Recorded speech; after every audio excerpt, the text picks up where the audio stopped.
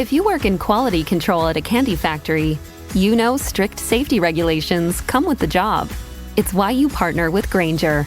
Grainger helps you find the high-quality and compliant products your business needs to inspect, detect, and help correct issues.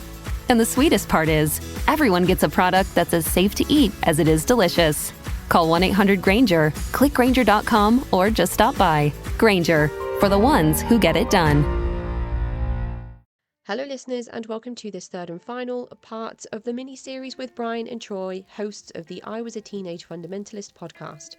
For more on Brian and Troy, you can follow the links in the episode description, but for now, here are the hosts.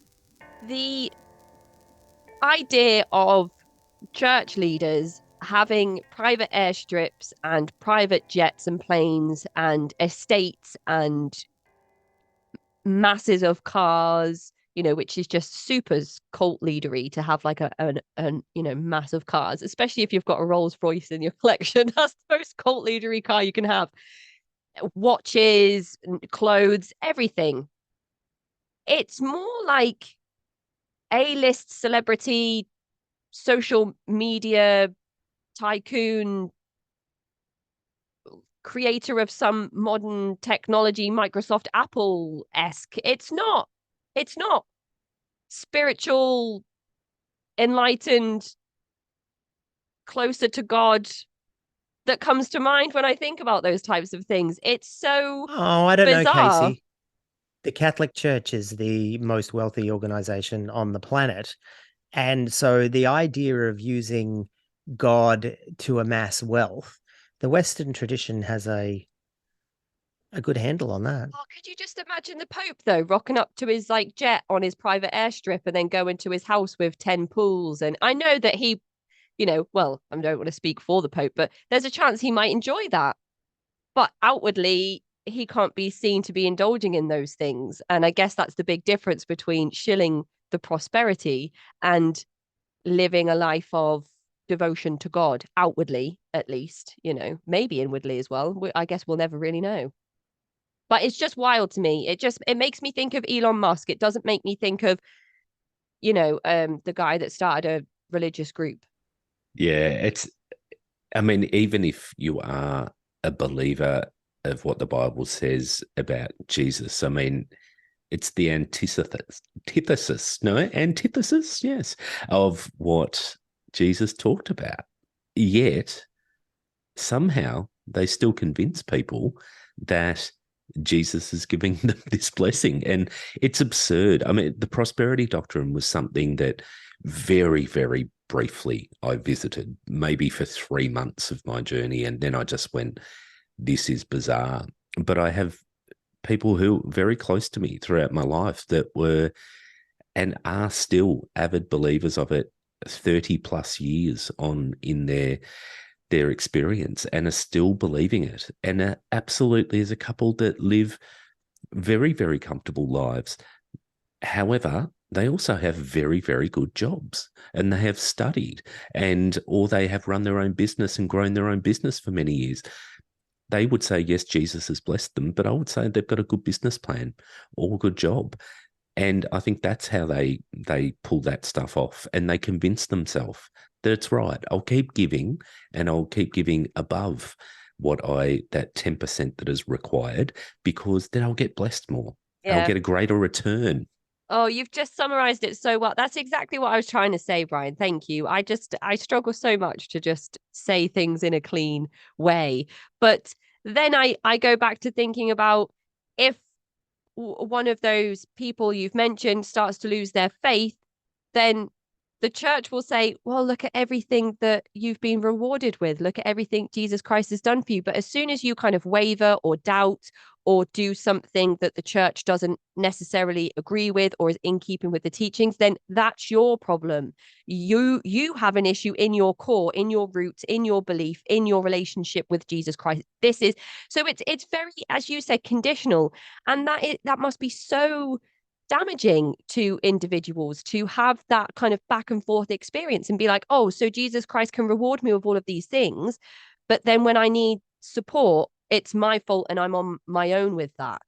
And I think then if people aren't having successes in life, are they then doubting, Jesus's love for them?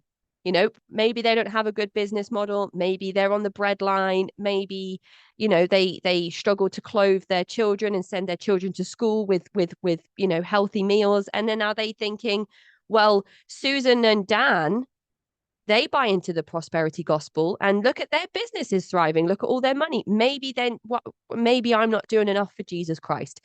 And what's even worse is people have come on this show and told me that leadership will then say, yes, that's exactly what's happening. You're not giving enough, and that's why you're not getting enough back. And then you wonder why there's a guy shooting the former prime minister of Japan because his mother spent their whole lives giving all of their money to the Unification Church. So he lived a life of absolute neglect and he was just bereft his whole life. So, I mean, this is where I get like angry at things. I think people, of course, are entitled to their beliefs.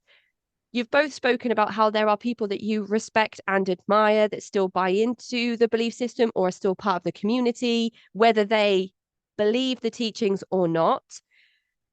But it's the people that are exploited. It's the congregations where leadership are intentionally abusing members. And then if they are unintentionally abusing members, they should be educating themselves. And I imagine that's why you have a lot of active preachers and pastors listening to your show. I know I have a patron who always comes to me and says, I listen to your episodes before every service because I want to make sure that I never put onto anybody in the church house any of the things that people talk about on your show. And I think that is hugely admirable.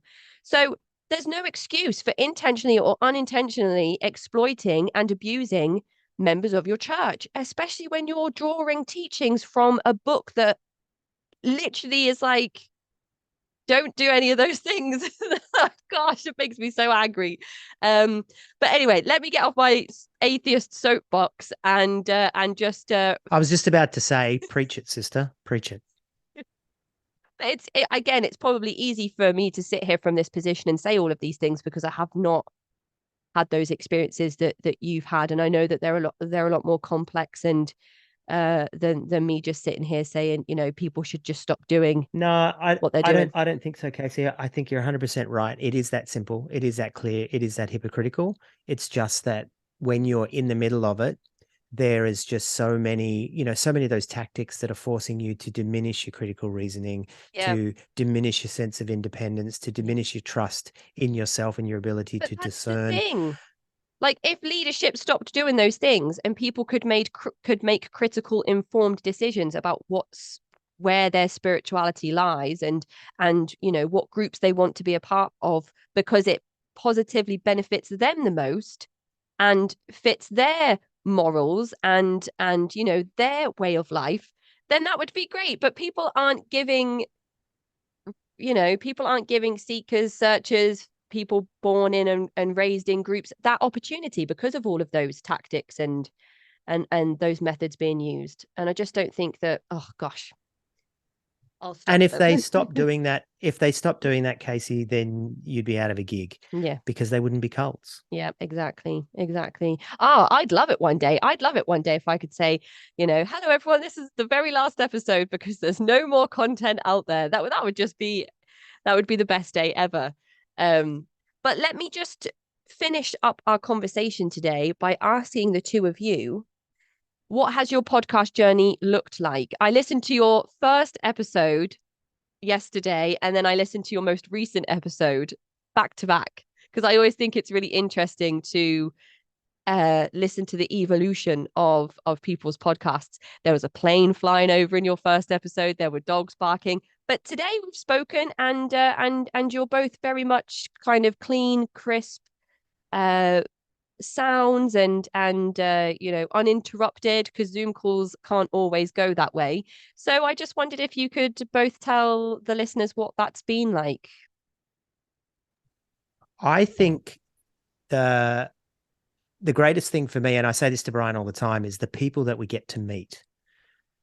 Like we interviewed Bart Ehrman the other week. And I remember when we first started the podcast, we reached out to Bardem, and he's a biblical scholar, a non-believing biblical scholar.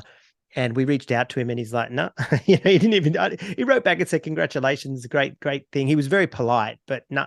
Whereas now the podcast has grown, and we were able to get him on the podcast. We've been able to interview people that had been very close to some of our key Christian heroes when we were still in the church.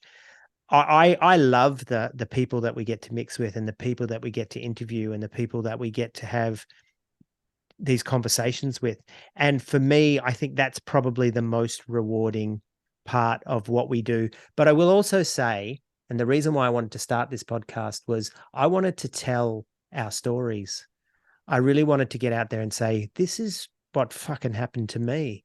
And sometimes it's really embarrassing and hard to do. And when I'm introducing people to my podcast, because I'm still the evangelist at heart, I have a podcast, and they'll say to me, where should I start? And it's really hard, because I think I don't want them to come in mid podcast, because they'll just be thinking, what the hell are they talking about? But I don't want them to come in early, because they'll hear the dogs in the plane. I know. I love that. I think it gives it the overall tone. I think I you can see us grow, I guess. Yeah. I don't know. I think that the interviews have been just some of the most fascinating people that we've had to meet, that when we were in church, we just wouldn't have played at that level. And now that we're outside and we don't care, and we're turning the tables, and we're, calling down fire, as we used to say in church. Now we get to talk to some of these people. What about you, Brian? What do you think is the most awesome bit of what we do? And it's not the money, because there isn't any. Yeah, there's certainly no money. I can tell people that. Look, I think we have become a lot more slick, and we often do go, oh shit, those early episodes. But I agree. There's a richness in those, because we were just starting out. We were telling our story. The most raw and, I guess, entry points into the podcast sit there. So they are incredibly important. And we have talked a couple of times about, do we re-record them? And we're like, nah, it's all part of the journey. So let's leave them there.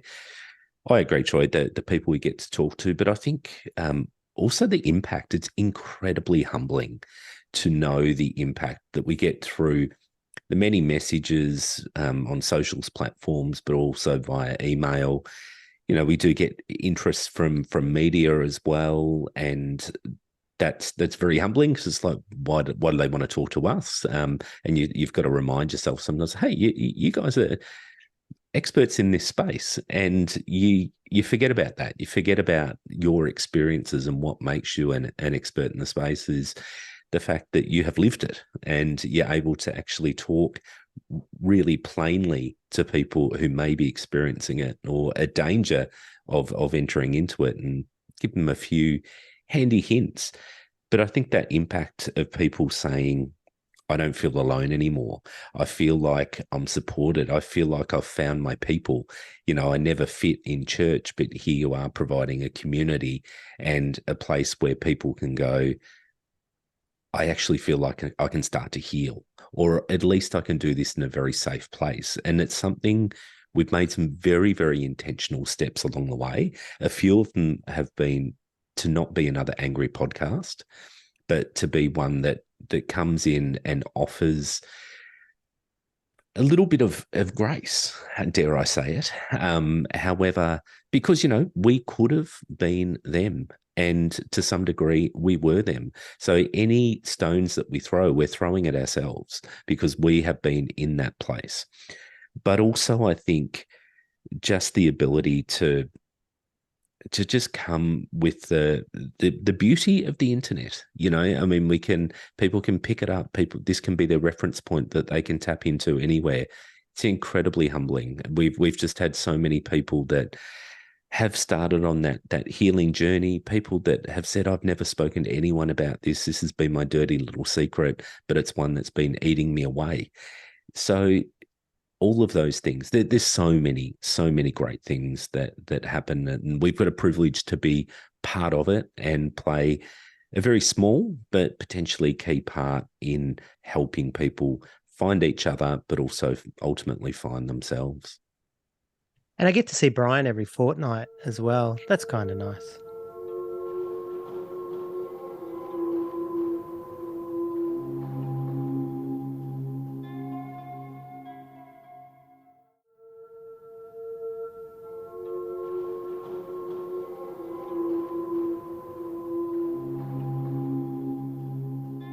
You're both in Melbourne, but like how far? Because I know Australia's like, this is probably going to be, people are going to be like, Casey, learn your geography, like 5 times bigger than England. So probably even bigger, or We're maybe 18, not. we're 18 minutes apart, Casey, 18 minutes apart on the freeway. And yet we still don't record in the same room. We still I was going still do it to say, digitally. when it said Troy is joining your meeting room, I was like, are they going to be together? And then you just said you get to see him every fortnight. You could go see him every day. You could go see him twice a day. You could go and see Brian as many times as Hillsong people get together for their, Yeah, but quad people would daily. talk. If Yeah, I that's saw him right. that We've much, people would talk. Oh, we've got I know. families and partners. I know from listening to some of your content that there are plenty of people already talking about what you two could be getting up to now that you're not in the church. Dirty, dirty, dirty sinners that we are. Hey, I just want to say, you said that could be 5 Englands that fit inside Australia. In fact, Google tells me there could be 32 Englands that fit inside Australia. So, because you can fit 32 Englands, get 32 Englands individually, pick them up and lay them over the top. Australia's fucking massive. And we're only like 26 million people, and you can travel tracks of roads and hardly see a person for a whole day. That's wild. Big it is. Like how much? I heard a wild statistic one time about how much of Australia is actually inhabitable. Like how much would you say that is, like percentage wise? Over 90% would be uninhabitable because it's desert. Like it's deep desert. Like it's stuff that you very, very difficult to live in. I mean, Aboriginal tribes and communities from 50, 60,000 years ago still inhabit some of those lands, and it's still an incredibly harsh place, even with the technologies that they carry forward with 60,000 years. So look, most of Australia lives on the coast. Central Australia, communities are relatively small comparatively, but most of Australia lives on the coast because we have great coasts, and we have beautiful animals like crocodiles and box jellyfish that make it so safe to go in the water. Everything's gigantic, giant versions of, it's like Jurassic. It's like everything in Australia is just what's the word? Fucking big. Fucking big. Everything is I can't think of what the word is, like excessive, like your churches, your Pentecostal churches. So I just looked egos here. of the ministers. 7.6 million kilometers squared. So actually, I'll just clarify for everyone listening my absolute stupidity when it comes to geography. Australia is just a bit smaller than the whole of Europe. So there you go. And I'm talking England. I'm not even talking the UK. So I'm talking about like, just that bit in the middle, not everything surrounding it. And you should know that, Casey, because I think technically you still own us. Yeah, no, I don't like that. I remember going over to visit my friend in New Jersey for the 4th of July one time, and we stayed on the Jersey Shore. At first, it didn't go over too well with some of the neighboring campers that they had a Brit in their caravan. And then everyone had a few drinks and they were like, we're celebrating our independence from you. So it turned out to be quite the weekend. Yeah, unfortunately, we haven't got to do that yet. But when we do, we'll send you pictures. Well, I mean, the Queen passed away, so who knows what will happen now with all of that political stuff. But yeah, well, the King's birthday holiday is coming up. I noticed that they've changed it. It's not actually King Charles's birthday. It's just, and it was never even actually the Queen's birthday either. But we have a day where we celebrate. It used to be called Queen's Birthday Long Weekend. Now it's called King's Birthday Long Weekend. I saw that in the Google Calendar. So the times they are changing. They are changing, and it's an odd thing because most of the people I know don't even remember a time without the Queen. There's been previous queens, but she's the Queen. So, but yeah, I was just thinking then when you were talking about Australia not being able to be lived in most parts of it, you know, maybe they should be swapping some trade secrets with the guys over in Salt Lake City, because I'm sure that they could teach them a thing or two about moving into places that no one can supposedly live in. And I will round that up by asking if both of you could give the listeners some key pieces of advice for individuals who may be looking for spaces to heal and deconstruct, for people who might be thinking about leaving their own spiritual groups, and for people who are have been out for a while, and are still feeling some of the effects of the groups that they were a part of. Casey, we connected with an organization which is US based, but they now have a presence in different places throughout the world. And one of them is Australia, and that's called Recovering from Religion. And Recovering from Religion is a 1-800 number, at least is in Australia. I think it's also recoveringfromreligion.org is their website. And they do some peer coaching or some peer support around people that want to leave or are questioning their religion. We find that for ourselves, I mean, there is our Facebook group, which we invite people to come along and be a part of as well. But we're also quite aware that we are not specialists in this space. We're not counselors. And so we are always looking for organizations, for specialists that we can hand people to so that they can give them that real psychological, therapeutic support, really, that we can't give. So I would say look at groups like Recovering from Religion, but there's so much good stuff out there. You know, there's podcasts like ours. There's a number of really good podcasts out there. There's a number of great books. I would find those online communities and then start to explore the different resources that are out there, specifically, you know, whether it's steering you to YouTube clips, whether it's, you know, going to meetups, whether it's, you know, the podcasts like yours, podcasts like ours. There's just so much out there now. When I was first stepping away, which was 1999, there was so little. I think there was one bulletin board, and it was a bulletin board group, and it was called Walk Away from Fundamentalism, I think it was called.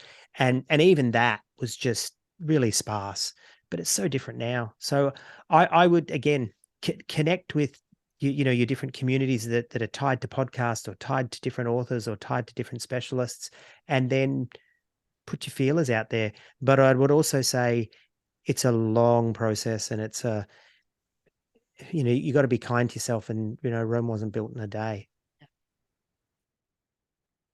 Yeah, and look, I think my advice would be trust your gut. Like, I think intuition is underrated, and if there's things that you're questioning or you're in a space where you're going, I just don't, this is really never really landed with me, it doesn't make sense, trust that intuition. Ask questions, and don't necessarily just ask questions of those in the group you're in, because you'll hear the response that will be a typical response. Ask it of trusted people you have outside of that space. And if you don't have someone trusted, ring an organisation like Recovering from Religion. They have the Secular Therapy Project as well, where they can tap you in with a therapist that's not religious, who you can bounce things off. I know that might be a stretch for some people because they won't trust people that aren't singing from the same hymn sheet as them in some ways. So, but do it. Just really don't be afraid to ask those questions and take actions on those questions. I wish I had left sooner. I wish I had been brave enough to walk away before that point of convenience where my marriage broke down. I wish I had have actually said, you know what, I haven't believed this for quite a long time. I wish I'd walked. I wish I'd asked people the questions that needed to be asked, and also made myself more open and feared less. I know people can't make a decision to fear less. It's sometimes a very incremental thing. So again, just trust yourself, and also have some trusted others around you that you can be open and vulnerable with as well. Love that. I think that's really important. Rome wasn't built in a day. Be kind to yourself and remember that there are people around you that can help you, that love you, and will understand that it's a slow road. But yeah, I mean, the Facebook group, for example, if there were any listeners that were interested in becoming a part of that, would they be able to reach out to you and find out how that's possible? Yeah, just go onto Facebook and just search for I Was a Teenage Fundamentalist, and you'll see the listener community there. Just click and join it. People can go to our website, which has connections to everything about us. You can read about us, but also about the podcast, about all the different groups, all those sort of things. So that's www.iwasateenagefundamentalist.com. So it's a fairly easy one, but there's a lot of resources and connections there as well. And shameless plug, find the podcast wherever you find good podcasts. Yes. That's perfect. That was going to be my next question. So that leads us to the end of our discussion today. We've talked about a little of your personal experiences, respectively, in your religious groups, how you joined, what it was like during your time inside these groups, and how you were able to leave, deconstruct, and how you have healed and continue to heal. We've also talked about the history and evolution of Pentecostalism in Australia, where that came from, how it's changed, what it looks like today, vastly different, as we've learned, and how it is now internationally recognized, which I think has been a really interesting discussion.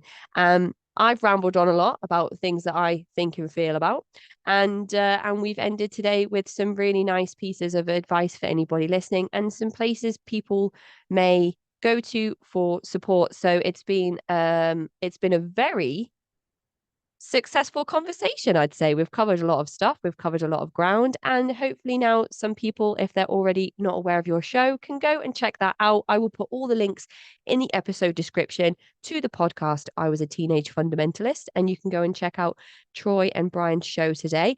And if you happen to be somebody that has a podcast about cults, or adjacent to that, we also have an Instagram chat where we all get together and swap our trailers for our shows with each other so that we can all shamelessly plug our shows in that nice little echo chamber that we have going on. So thank you so much, Troy and Brian, for your time today, for all of the work that you do, for allowing yourselves to be vulnerable in your podcasts, in your Facebook group, so that others can begin to do exactly what you've both been doing on your show. And I appreciate the time that you've given me today. It's early here, but it's late there. So much.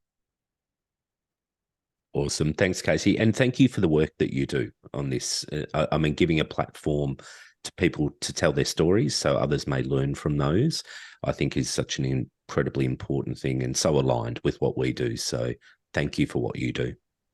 Yeah, and I think sometimes you're a little bit self-deprecating, saying, "Oh, I've never been in a cult," but I love the fact that you've never been in a cult, because you bring another perspective and you can be free of some of the pain and some of the, the trauma which holds us back sometimes. So keep doing what you're doing, and thanks for having us on your pod. It's been awesome. Thank you both so much. Enjoy the rest of your evenings, and I'll speak to you soon. Take care. Bye. See ya. That is the end of this mini-series with Brian and Troy, hosts of the I Was a Teenage Fundamentalist podcast. For more on Brian and Troy's work, you can follow the links in the episode description. To get in touch with me, you can find me at cultvaultpodcast@gmail.com, or follow me on Twitter and Instagram at cultvaultpod. I'm your speaker, Casey, host of the Cult Vault podcast.